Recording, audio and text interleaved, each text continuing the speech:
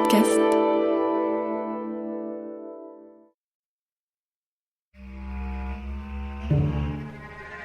Affaire Petiot, épisode 6. D'une guerre l'autre.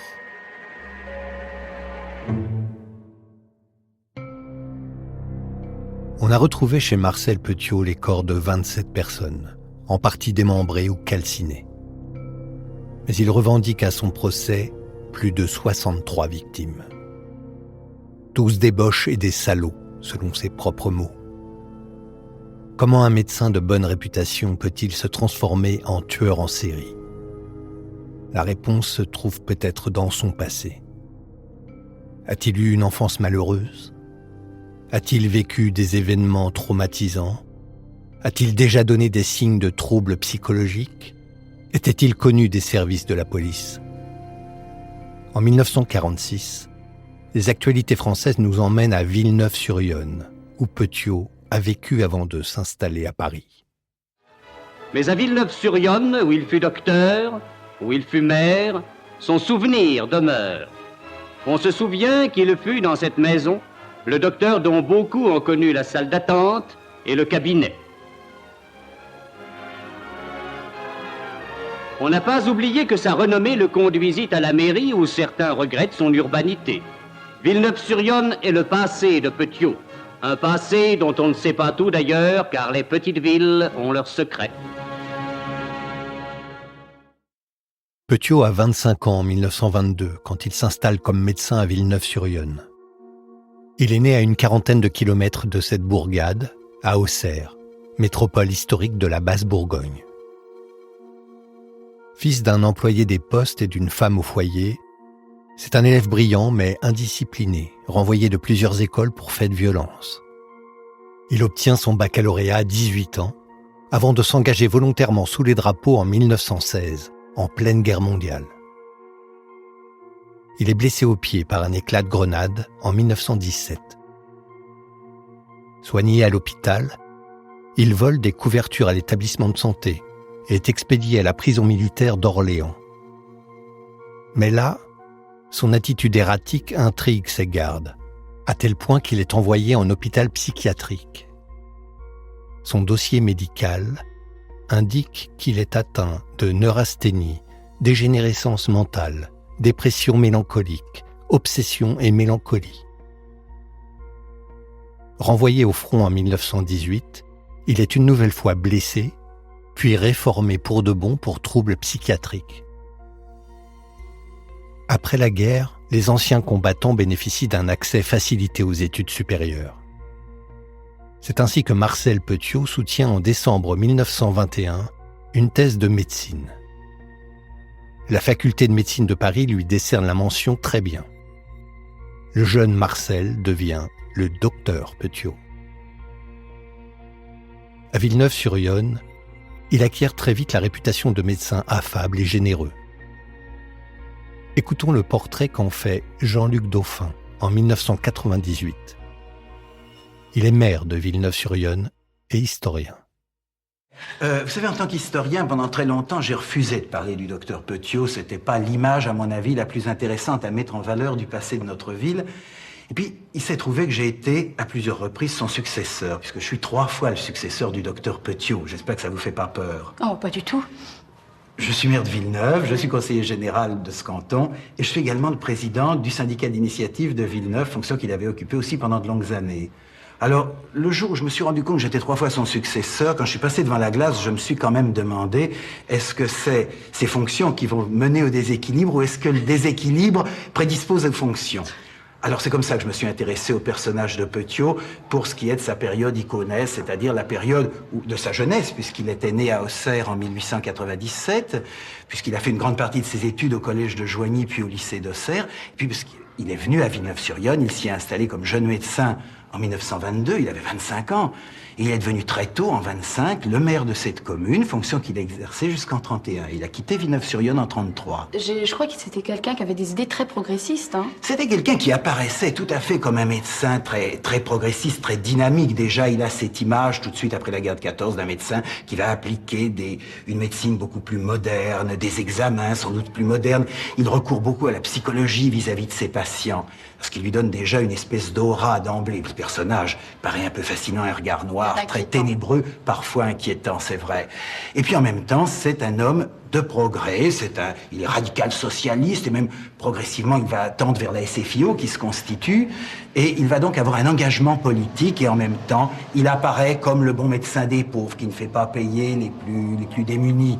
Tout ceci lui donne une aura qui va faire qu'il a un succès politique extraordinaire à Villeneuve-sur-Yonne. C'est quand même très étrange qu'il ait une telle carrière, parce qu'il a été détecté très jeune. Voilà. Alors ça, c'est certainement la première énigme de Petiot, avant même de parler de cette affaire Petiot qui va défrayer la chronique en 1946, enfin disons de 44 à 46, mais le procès n'interviendra qu'au printemps 1946, et on va découvrir un personnage fou, terriblement inquiétant, dont on se demande même s'il méritait la guillotine, si c'était pas quelqu'un à enfermer immédiatement. Eh bien, le passé judiciaire de Petiot, il a commencé très tôt, il a commencé avant même la guerre de 14. Son premier jugement, il a 17 ans. Il a 17 ans et il est une première fois inquiété pour des bris de boîtes aux lettres. Alors, ça paraît une gaminerie, ça va un petit peu au-delà parce qu'il y a eu des vols de mandats, et puis il y a un petit peu de perversité parce qu'éventuellement, quand il saisissait des correspondances dans des boîtes aux lettres, eh bien, il envoyait au mari de madame les lettres de son amant, ce qui n'était pas effectivement du meilleur effet. Et quand il est jugé au début de 1914, on va juger Petiot totalement irresponsable. On va dire, ce jeune homme, il est asocial, il est irrécupérable, il est tordu. Effectivement, c'est même pas la peine de le condamner parce qu'on a affaire à un malade. J'imagine qu'il y a des gens de Villeneuve qui ont été mis au monde par Petiot et à qui il faut surtout pas dire que Petiot était un... Petiot est resté le bon médecin pour encore beaucoup de gens. Et c'est vrai que dans la mémoire des plus anciens Villeneuviens, il y en a encore pour dire, mais ce garçon était fabuleux, il a été victime de toute une série de coups politiques pour l'abattre. Parce que c'est vrai, il va y avoir des scandales tout au long de sa carrière villeneuvienne. Il va y avoir des affaires un peu étranges auxquelles il est mêlé. Il passe aussi pour un avorteur, il passe aussi pour un médecin un peu marron. Il y a des histoires étranges de facturation d'interventions chirurgicales qu'il n'a pas faites. Et puis, il y a des scandales et des procès. D'abord, probablement, son image d'ancien combattant qu'il présente est plus ou moins fausse, et on pense même qu'il a peut-être déserté. Là, les choses ne sont pas encore vraiment claires aujourd'hui. On n'est même pas très sûr de ce qui est de la réalité de sa thèse de médecine. Un bon médecin, le cœur sur la main, un peu magouilleur, mais enfin, il est si gentil qu'on lui pardonne volontiers ses écarts. Telle est l'image du docteur de Villeneuve-sur-Yonne. 5 ans après son installation, il est même élu maire de la commune. Son successeur poursuit. Et là, il y a eu des affaires superbes. Des histoires idiotes, des vols de bidons d'huile en gare de Villeneuve pour embêter le chef de gare. Mais ça va quand même aboutir à un procès.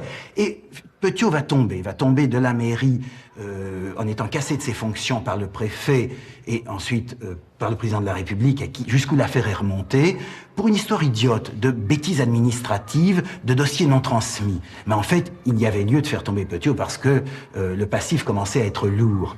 Ça n'empêche pas les Villeneuviens, 3 mois après, de l'élire conseiller général. C'est dire la popularité qui est encore la sienne. Ça, c'est incroyable. Aujourd'hui, il ne sera jamais battu à une élection. Il va démissionner du Conseil général au début de 1934, tout simplement parce que là, il est sur le point d'être suspendu et cassé de ses fonctions de conseiller général à la suite d'une autre affaire de détournement de courant électrique. Puisqu'il était le responsable de la régie électrique, il ne payait pas son électricité. Au moment où il a perdu ses fonctions de maire en 31, il a demandé qu'on lui pose un compteur. Les services ne sont pas venus assez vite. Alors il a lui-même chanté, il a pris directement sur les lignes. Et c'est cette affaire-là qui finalement amène Petiot à quitter Villeneuve et à démissionner du Conseil général de Lyon. Révoqué de ses fonctions, il quitte l'Auxerrois et s'installe à Paris avec sa femme et son fils en 1931, rue Caumartin, dans le 9e arrondissement. Vol de couverture, de courrier, de bidons d'huile, trafic de courant électrique, mensonges à tout va. Petiot a le profil d'un kleptomane, mythomane, sûrement bipolaire. L'homme que vous allez entendre maintenant est un fin connaisseur de l'âme humaine. Daniel Zaguri est psychiatre des hôpitaux français, spécialiste de psychiatrie légale. Expert près de la cour d'appel de Paris, il a témoigné dans les procès des tueurs en série Guy Georges, Patrice Allègre ou Michel Fourniret. Dans ses travaux, il analyse le processus psychique qui amène les criminels à passer à l'acte. Et il étudie ce qui rapproche et ce qui distingue les serial killers des criminels de guerre. Sur France Culture, en 2018, il relate un épisode apparemment anodin du passé de Petiot. Et récemment, j'ai lu l'expertise de Léniel Lavastine, qui était psychiatre à Sainte-Anne dans les années 30, et l'expertise qu'il a faite du docteur Petiot. Et donc, je l'ai trouvé, mais alors absolument extraordinaire. Parce que Petiot, qui va tuer des familles juives pendant la guerre, en leur faisant croire qu'il allait les aider à partir en Argentine. Donc c'est cet horrible tueur en série français sur fond de guerre de 39-45, qui était évidemment un inconnu. À cette époque-là, nous sommes en 1936, avait volé un livre chez Gibert. Vous voyez, c'est pas l'affaire du siècle. Et donc, voilà un médecin qui vole un livre et qui s'exprime de façon très curieuse, qui dit qu'il faisait des recherches sur la pompe à merde. Donc, évidemment, les gens qui l'écoutent sont assez interpellés. Il fuit, et puis il finit par répondre aux convocations, et il va paraître suffisamment bizarre pour être hospitalisé d'office. Et donc, très vite, depuis son lieu d'hospitalisation, il réclame sa sortie. Et donc, Léniel Lavastine est nommé pour l'examiner. Alors, sur le plan expertal, il n'y avait aucune difficulté. 5 minutes auraient suffi. Évidemment qu'il ne justifiait plus de l'hospitalisation d'office. Et Léniel Lavastine va rechercher les antécédents auprès de l'armée, puisqu'il avait fait la guerre de 14, il avait été hospitalisé, auprès donc de l'hôpital d'Orléans, auprès de l'infirmerie psychiatrique de la préfecture de police. Il va rassembler tous ces éléments d'information et il va critiquer dans une certaine mesure les expertises précédentes qui étaient toutes des photographies à un moment donné. Alors tous les diagnostics de l'époque y sont passés, de la neurasthénie à la mélancolie, au déséquilibre psychique, et tout était vrai, mais tout correspondait à des photographies à un moment donné.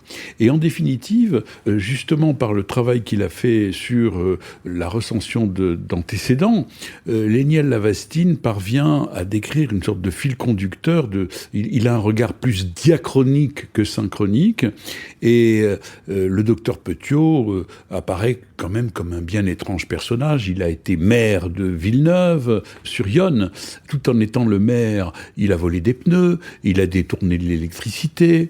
Plus tard, quand il s'est installé dans le 9e arrondissement de Paris, il a distribué des tracts partout pour faire la publicité de son cabinet. Mais c'est une publicité d'escroc. Bon. Et donc, ce que dit Léniel Lavastine, c'est dire attention. Et là, vous me voyez venir. C'est-à-dire que on aurait très bien pu tirer le tableau vers le déséquilibre psychopathique, on aurait très bien pu le tirer vers la perversion, on aurait très bien pu le tirer vers la psychose. Et ces trois pôles étaient présents. Ils s'articulaient différemment en fonction des moments. Et donc, moi, j'y ai vu ce que j'ai décrit en termes de tripôle à pondération variable autour d'un clivage chez les tueurs en série. Et ce que dit Léniel Lavastine, c'est de dire, ben oui, sur le plan expertal, il n'y a pas de difficulté. Bien sûr que l'hospitalisation peut être levée, mais les psychiatres qui pourraient être amenés à l'examiner dans le futur feraient bien de lire mon expertise et de s'interroger sur le passé, parce que, au fond, il a l'intuition d'avoir en face de lui quelqu'un d'assez hors norme, dont il est possible qu'on puisse réentendre parler. Alors, bien entendu, il va pas dire nous sommes en 1936, bientôt c'est la guerre, et il va faire ceci et il va faire cela. Mais néanmoins, il attire l'attention sur la singularité de la pathologie de la personnalité de cet individu. Vous voyez, et quand vous lisez cette expertise, vous vous dites, mais C'est formidable, quoi. Il a été, au fond, interpellé par la personne et il est allé jusqu'au bout de ce qu'il pouvait dire ou de ce dont il pouvait avoir l'intuition à ce moment-là avec les éléments qui étaient les siens. Donc chapeau le clinicien. Kleptomane, pervers et manipulateur. Avant la guerre, Petiot a un profil inquiétant, c'est indéniable. Mais il n'est pas encore un assassin. C'est bien pendant la Seconde Guerre mondiale qu'il se métamorphose en tueur en série. Dans le prochain épisode, nous entrerons dans le prétoire de la cour d'assises de la Seine, où Petiot est jugé pour ses crimes en 1946.